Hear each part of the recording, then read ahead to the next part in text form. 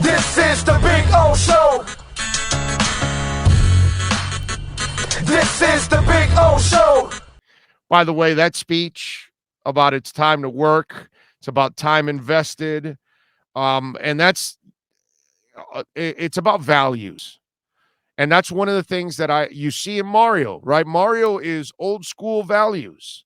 Those of us that are old school, we kind of understand that. Put in the work. And that's interesting because I don't know if all these kids nowadays are willing to put in the work. Unless the kid has an old school parent, not a millennial type parent, but an old school type parent that teaches their kids work ethic. You know what I mean? Like my wife and I were super hard on our daughter. Like super hard. Okay? My wife's a school teacher, she's a math teacher. My daughter had no breaks when it came to academics, all right? And she ended up with a 5.1 GPA. So, it helped out.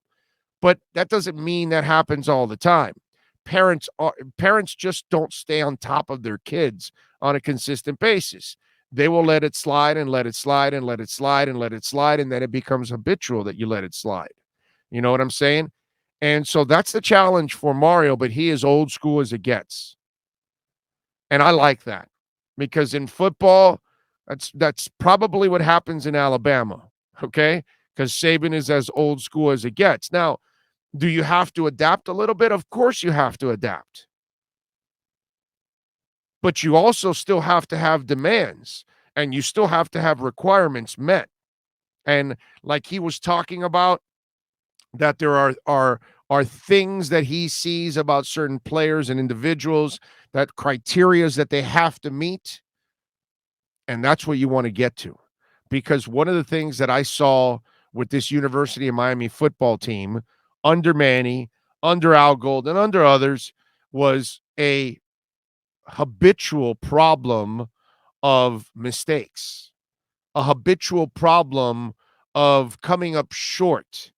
And it became the norm that you were mediocre to average, where the old Canes demanded greatness from each other, not just the coach, but the players. And why? Because they all came in with the same work ethic. Bust your ass, win games, and prove to people that you're the best, and then prove to the pros that we got to have a piece of that. That's what it's all about. And that's one of the things that I saw. He said you want to be proud of the U for the right reasons. It's been a long time that we're proud of the U for the right reasons. I thought that was, bringing back culture and integrity, all of these things that have been lacking with this team.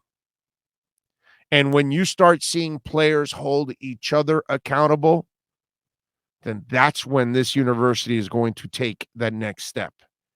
And Manny Diaz in his letter can say, oh, they're primed for bigger and better things. Yes, when they have the proper leader. The Miami Dolphins have had the same problem too. They need the proper leader, the proper motivator, the proper guy that gets them prepared on the right way, week in and week out. The guy that can communicate with them on the good days and the bad days and the good moments and the bad moments.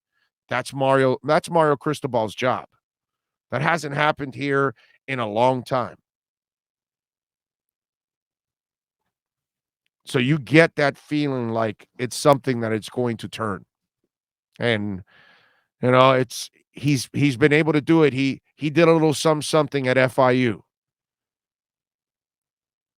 And the fact that, a moron like Pete Garcia ends up firing him, I mean, just ridiculous. Obviously, it's just an absolute joke. But Pete Garcia was a joke, and that's why the FIU program was always a joke, because of Pete Garcia. And the successes they had at times, it was in spite of Pete Garcia. And listen, let me tell you, it's not an easy thing to resurrect a program. Texas has been trying to do it for years now. USC has been trying to do it for years. FSU is now caught in that rut. Washington's caught in that rut. Tennessee is caught in that rut. There are teams that fall into that black hole. and it becomes the abyss, and they can't get out. And that's been the University of Miami. They've been in that abyss for nearly 20 years now. And it took them a lot of embarrassment. I'm glad Kirk Herbstreit said what we've been saying locally for years, but obviously our voices don't carry nearly as much as Kirk on ESPN. And I know they love to credit him and all that, but like he's way behind us on this show. We've been talking about this for years now, about where the University of Miami and where they've effed up. I'm glad that Kirk Herbstreit said it, but you know, just impressive stuff, man. Impressive stuff.